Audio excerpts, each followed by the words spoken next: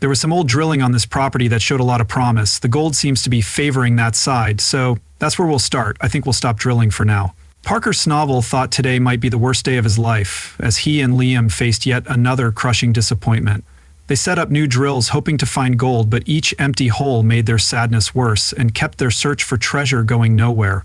Will their dreams of finding gold in the East Valley keep alive? Are they finally going to hit it big? Let's look at why today is the worst day of Parker's life. Parker's search for gold.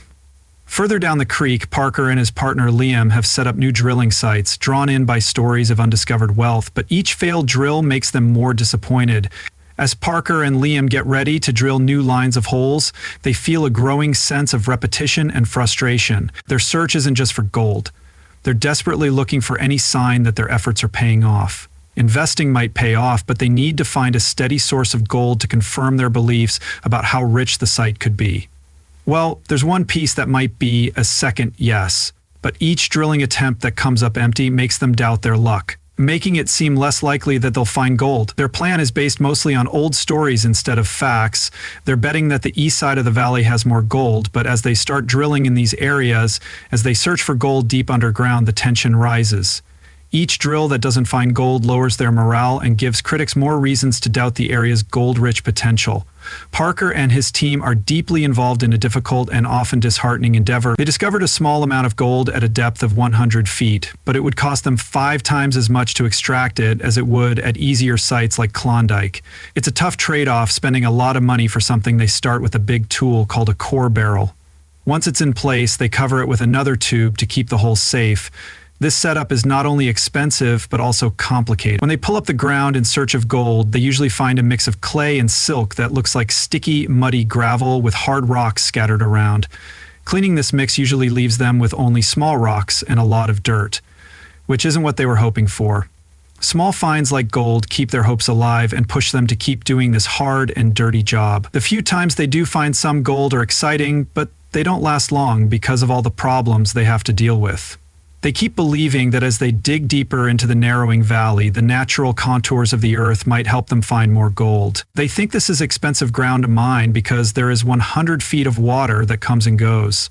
As the team peered into the darkness, trying to catch a faint glimmer of hope, a small but significant victory was achieved. For a moment, excitement spread through the group. This first find was quickly followed by the discovery of another tiny piece of gold, which temporarily boosted morale. However, the search for gold turned out to be a difficult endeavor with few rewards for their efforts. One of the team members collected the dirt and rocks that were removed from the crude sling system and transported it to a safer place, to a mobile unit affectionately known as the gold room. This is where the collected material was processed with the hope of finding a large amount of gold. The excitement of seeing the shimmer of gold among the sediment was mixed with the tiredness from hard work, making this round of gold panning more difficult than usual. Next, we'll dive into the challenging world of gold hunters and treasure hunting. The gold particles were so small, like dust, that they were hard to catch in the pan. Separating this fine gold required a lot of patience and accuracy. Each move had to be carefully calibrated so that it would be gentle enough to keep the precious metal, but strong enough to get rid of the other junk. As the team worked, the task became more boring and the excitement of finding gold faded with each hour. The slow, painful process tested their patience and physical strength as they sifted through the muddy water. The gold was hard to find. Slipping through like the finest sand kept getting in the way of their efforts, and as more sediment was processed, hopes rose. However, the results often fell short. The physical demands of the work, bending, scooping, and swirling, started to wear down the team members, who could feel the strain in their muscles and bones. Despite these problems, they all agreed to keep going because they were hoping to make a big discovery. The tiny bits of gold kept slipping through the pan with a hint of gold. This man was clearly frustrated because he was holding the pan. It was clear that their mission was hard because every time they tried to find gold, they ran into new problems. But they never gave up. They were driven by the thrill of discovery and didn't want to leave without finding gold, so they kept trying. Each time they went panning, they did it with new hope for a more plentiful yield, a silent plea for the earth to be more generous. But try not to let this wash bind down for too long. The earth was often unkind, giving up only a few small gems that showed how hard the search was. They were just visitors in this landscape, sifting through hundreds of years of geological history. Each panful of soil they sifted held a silent hope for just a little more than before. The routine was boring and hard. Each cycle of digging and panning brought short bursts of excitement that were quickly overshadowed by long stretches of painful work. The landscape around them wasn't given much thought because they were focused on the ground and water in front of them. Every once in a while, as the cold stream water rushed over their boots, they would stop and take a moment to appreciate the beautiful natural setting they were in. They were on a simple but profound quest that had been going on for hundreds of years to find the hidden riches of the earth. As the days turned into weeks, the initial excitement that had driven their efforts was slowly replaced by the harsh realities of their task. They got good at controlling their hopes, as they learned how unpredictable the land was. Every once in a while, a flash of gold in a pan would get them excited again, pushing them to do even better. They held on to the hope that the next try would finally pay off in a big way, but despite their hopes, the harsh reality was always there. The search for gold was as much a test of persistence and endurance as it was of luck. Talks about moving were often a mix of hope and doubt about whether now we're getting deeper into the gold fields where hope meets harsh reality in the relentless quest. The decision to move the mining operations to another valley was based more on hope than on evidence of possible gold finds. This mix of hope and necessity is common in the mining industry, where the promise of wealth often leads to constant relocation despite past problems. When people in this business are let down, they often move from one location to another because they keep thinking that the next, even though there wasn't much evidence at the current excavation site. Even after reaching depths of 101.5 feet, the yield was low, showing almost no valuable gold. The team was ready to start working at a new site in the hopes of getting a better result. The search for gold in the mining business is like a high-stakes gamble, and each new drill site is like rolling the dice against very high odds. Yeah, we did it. Success is rare in this field, and failures are common. Defining how difficult gold mining is, the prospect of finding a rich vein of gold drives miners to move from one possible site to another, even if they've had generally bad results in the past. The amount of gold extracted usually falls well below the 200 milligram per ton threshold, needed to make the venture profitable. This huge difference between expected and actual returns shows how harsh mining can be. Despite these problems, drilling continues. The miners' determination to find gold is as strong as the rock they're drilling into.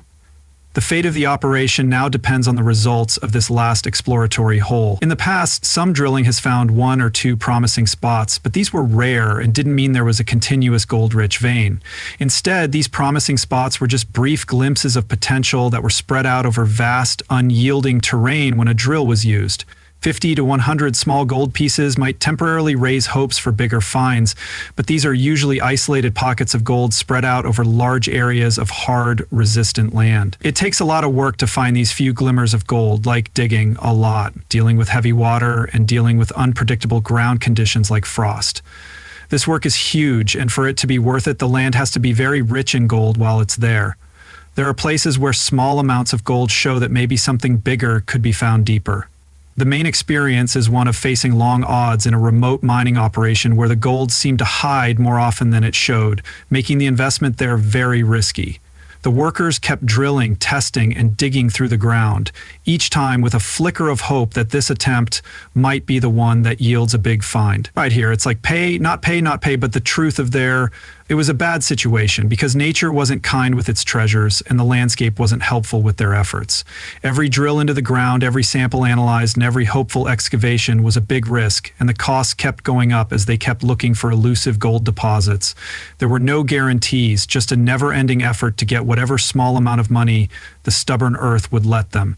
The next excavation outcome was always uncertain, leaving everyone wondering if luck would finally smile on them at Smallwood. Join us at Smallwood Creek, where risks rise and fortunes are put to the test, destiny or disaster. The miners often dreamed of finding a large, continuous vein of gold, a find that would change their fortunes. Instead, they were met with a scattering of modest opportunities.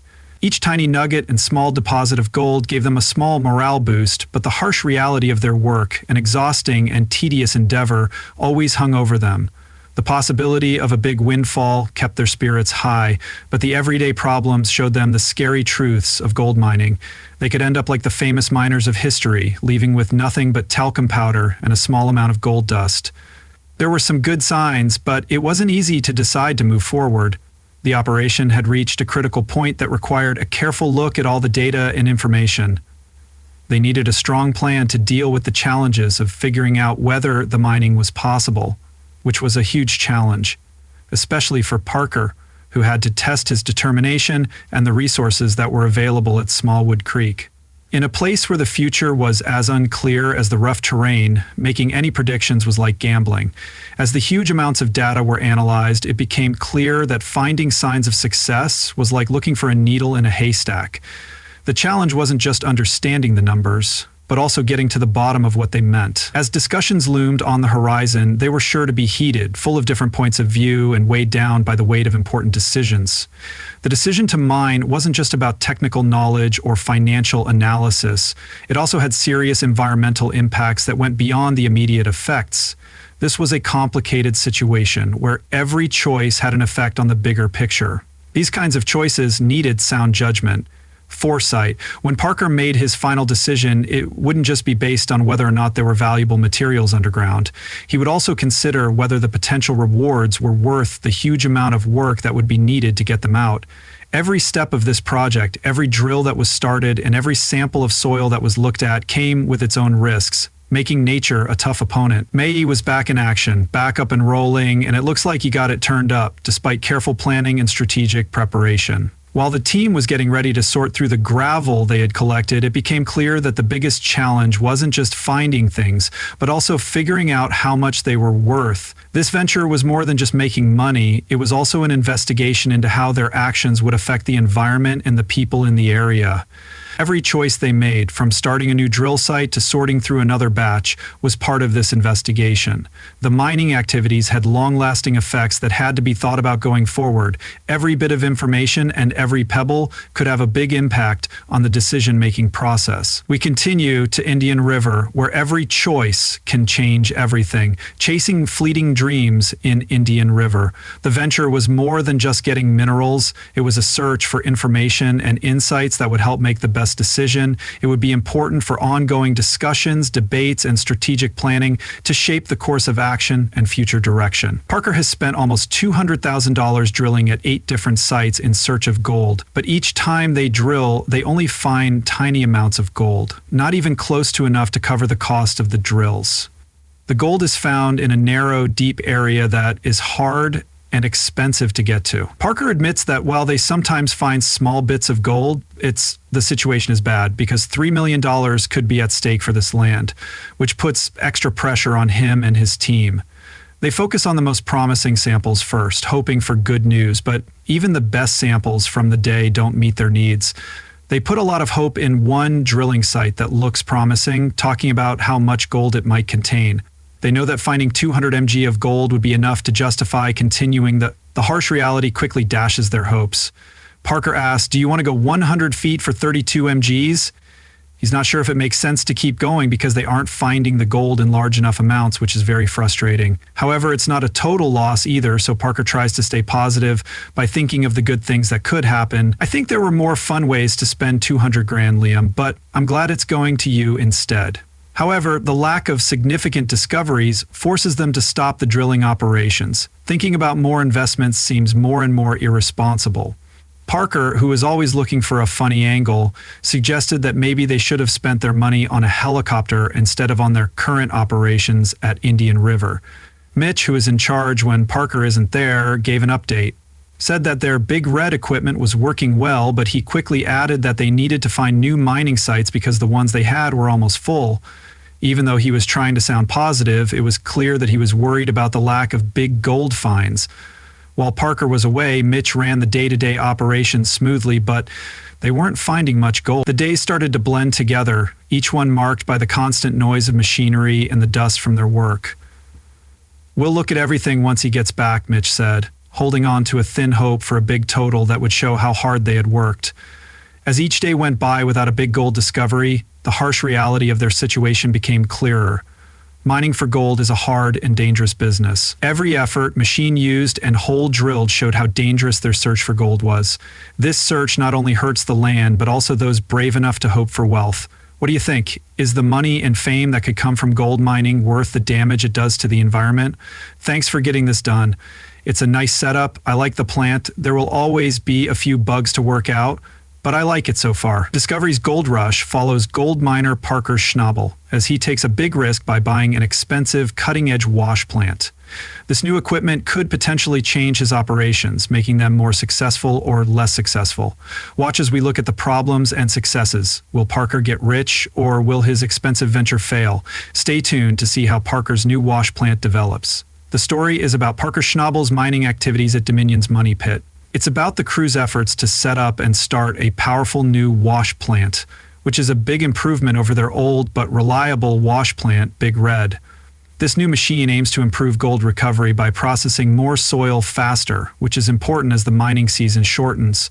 As they take apart Big Red, a symbol of past successes, the team is both excited and nostalgic. The arrival of the huge new wash plant is the start of a new chapter in their mining saga, but their initial excitement is dashed by a major leak during the first test, which stops operations and makes them realize how hard things really are.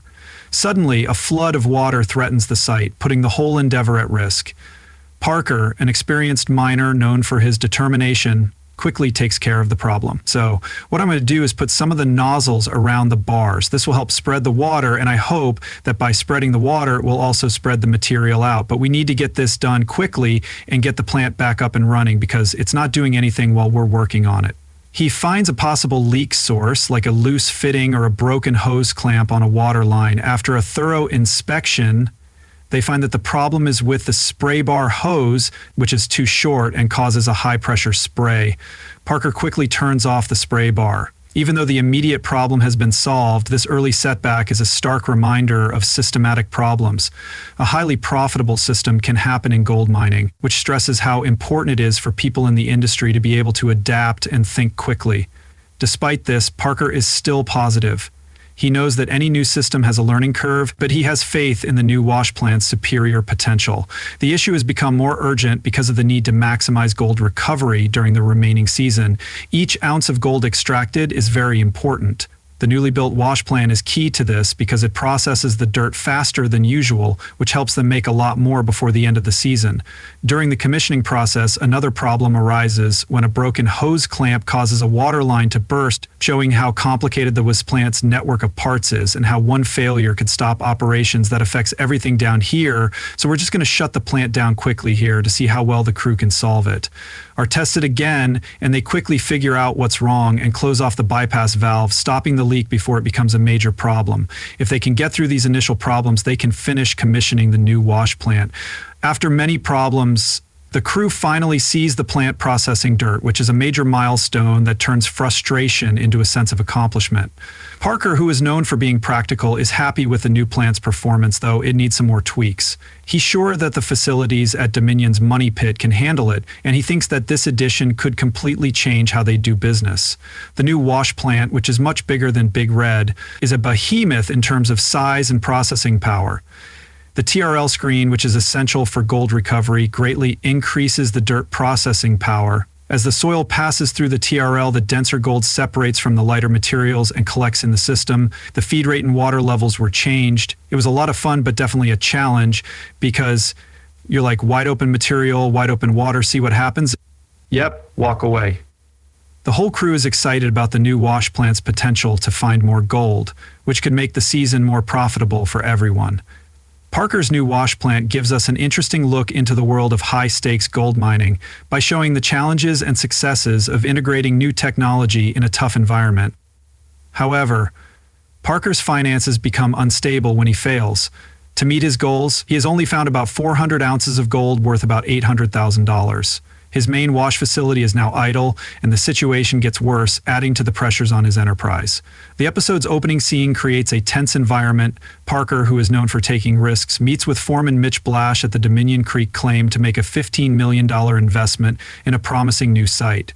However, early progress has been slow, and the pressure to find gold grows, so they come up with creative solutions, such as Parker's willingness to use creative and unusual solutions in tough situations is shown by the way he directs water runoff from stored material directly into the wash plant. At the Money Pit, Parker's famous mining site, the crew has been hard at work removing overburden, uncovering 24 acres of frozen pay dirt. As they work They are also building a network of ditches that will direct meltwater away from the material, making it easier for it to thaw. Pay dirt that has started to thaw offers a glimmer of hope and could be the key to restarting production and making much-needed cash. Seizing the chance, Parker decides to open a second wash facility. It's a small box, but it also diverts the material into the two-wing SLOs, which are jokingly named Slucifer Twin. This is a key moment in the story because it's the first time that materials from Dominion Creek are processed through a wash plant, which is a necessary step to fully exploit the potential of this new claim. There is a lot of excitement and anticipation as a truckload of pay dirt comes into the wash facility.